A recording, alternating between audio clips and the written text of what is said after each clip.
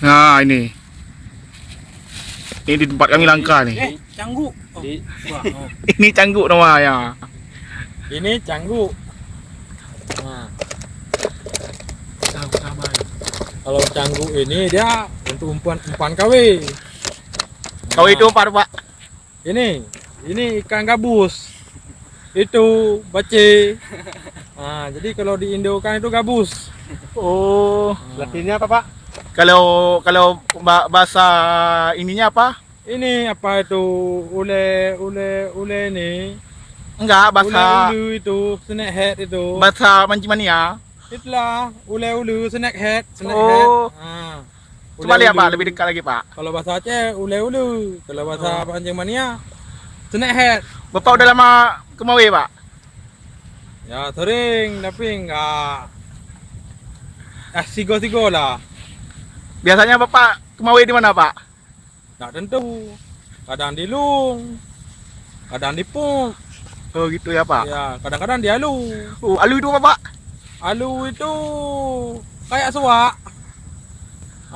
Kalau bahasa Indonya itu payau. Oh, ayo. Kalau bahasa Udah, kami itu. Bapak udah lama jadi pemancing. Oh, kalau Bayonur udah kalah sama saya. Siapa tuh Bayonur? Itu urang di TV itu. Oh, yang di Trans TV itu, Pak? Sama si Dudi Widodo tuh. Oh, itu, Pak. Kalau yang di bawahannya si Cepi Anwar tuh. yang di mancing mania tuh, Pak, yang di mata pancing tuh, Pak, yang cewek itu. Itu apa itu? Masih anak cung itu. Oh. Belum ada apa-apa. Dia cuma mat KW aja. Kalau ikan benangnya nggak bisa dia. Hari ini dapat banyak, Pak? Hari ini nacit. Coba kita lihat, Pak. Nacit 10 kilo. Cuma jampu-jampu. Ini kalau kami bilang ini punan kayaknya.